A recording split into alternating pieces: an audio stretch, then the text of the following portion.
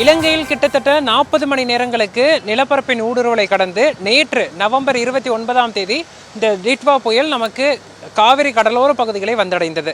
கிட்டத்தட்ட கடந்த 24 மணி நேரமாக காவிரி டெல்டா கடலோர பகுதிகளை நிலவி வந்த டிட்வா புயல் வறண்ட காற்று மற்றும் காற்று முறிவினால் பெரிதாக பாதிக்கப்பட்டு புயலின் மைய பகுதிகளில் மேக குவியல்களே இல்லாமல் ஒரு வெற்று சுழற்சியாக தற்போது காணப்பட்டு வருகிறது.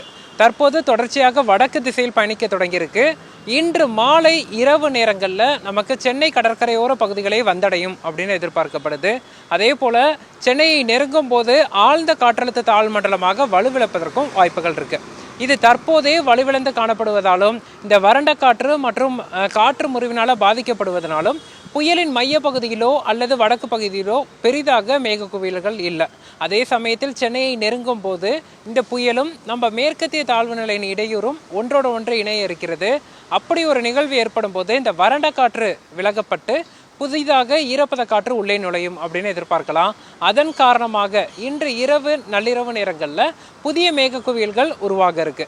அதன் காரணமாக நமக்கு சென்னை முதல் நெல்லூர் வரையிலான பகுதிகளில் அந்த புதிய மேக குவியல்கள் காரணமாக இன்று இரவு நாளை அதிகாலை நேரத்தில் கனமழை நம்ம எதிர்பார்க்கலாம்.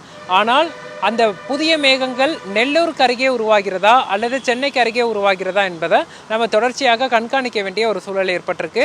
நிகழ்நேரத்தில் மேகங்கள் உருவாகும் போது தான் அது நெல்லூரில் மழைப்பொழிவை கொடுக்க போகுதா அல்லது சென்னைக்கு மழைப்பொழிவை கொடுக்க போகுதா என்பது நமக்கு தெரிய வரும்.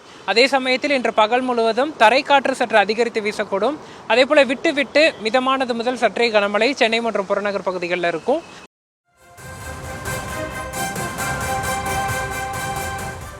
சென்னையில் இன்றிரவு மழை பெய்யுமா, அதற்கான வாய்ப்பு இருக்கிறதா, அல்லது அது எப்பொழுது அதற்கான நிகழ்நேரத்தை பொறுத்து தெரிய வரும் என்பது தொடர்பாக தனியார் வானிலை ஆய்வு மைய ஆய்வாளர் ஹேமச்சந்திரன் அளித்த பேட்டியினை பார்த்தோம்.